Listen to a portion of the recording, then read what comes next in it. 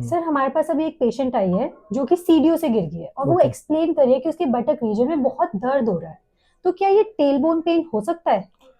हाँ डॉक्टर मुस्कान, तो पेशेंट्स जो हैं अक्सर एक ट्रॉमा के बाद हमें बटक पेन लेके आते हैं और मोस्टली उनके अंदर हम देखते हैं तो टेंडरनेस होती है कॉकेक्स रीजन में। सो कॉकेक्स या टेल बोन पेन होता क्या है?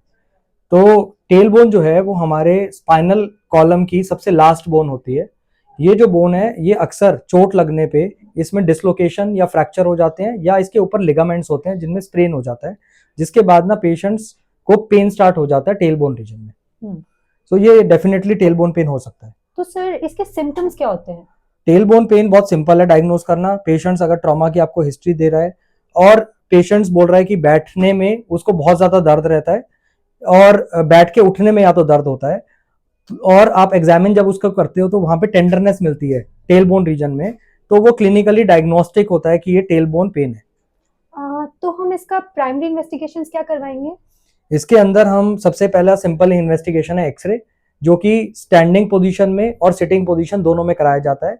और इस एक्सरे के अंदर हमें इस अलाइनमेंट के बारे में पता चलता है कि टेल बोन जो है वो अलाइंड है या उसके अंदर कोई अलाइनमेंट खराब हो गई है। तो अगर अलाइनमेंट में चेंजेस हैं तो डायग्नोसिस कंफर्म हो जाता है। किसी किसी केसेस में हमें एमआरआई भी कराना पड़ता है ये देखने के लिए कि कोई लिगामेंट जो उसके ऊपर का है वो स्प्रेन तो नहीं है, जो कि एक्सरे में नहीं आता। ओके।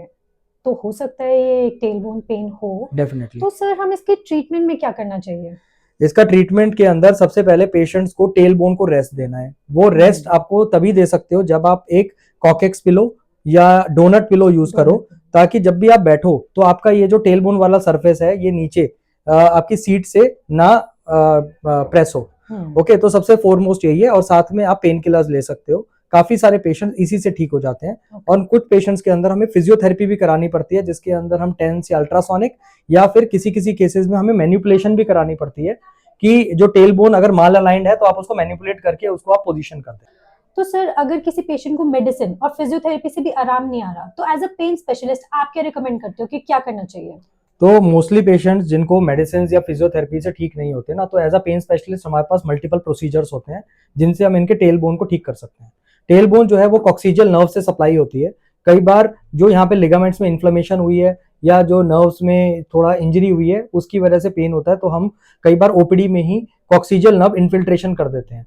ठीक है, जो कि ओवर द टेल बोन हम स्टीरॉइड्स और लोकल एनेस्थेटिक डालते हैं। बहुत सारे पेशेंट उसी से ठीक हो जाते हैं। जिन पेशेंट्स के अंदर ओपीडी प्रोसीजर से बेनिफिट नहीं हो रहा हो उन पेशेंट्स के अंदर हम गैंग्लियन इंपायर ब्लॉक लगाते हैं। गैंग्लियन इंपायर एक नर्व होती है जो सिंपैथेटिक नर्व है, जो टेल बोन के एंटीरियर सरफेस पे आगे की तरफ होती है। तो हम एक्सरे में देखते हुए टेल बोन के और सेक्रम के जंक्शन से होते हुए उसके आगे वाली सरफेस पे जाते हैं जहां पे गैंग्लियन इंपायर नर्व है, और वहां पे हम लोकल एनेस्थेटिक और स्टीरॉइड डाल सकते हैं।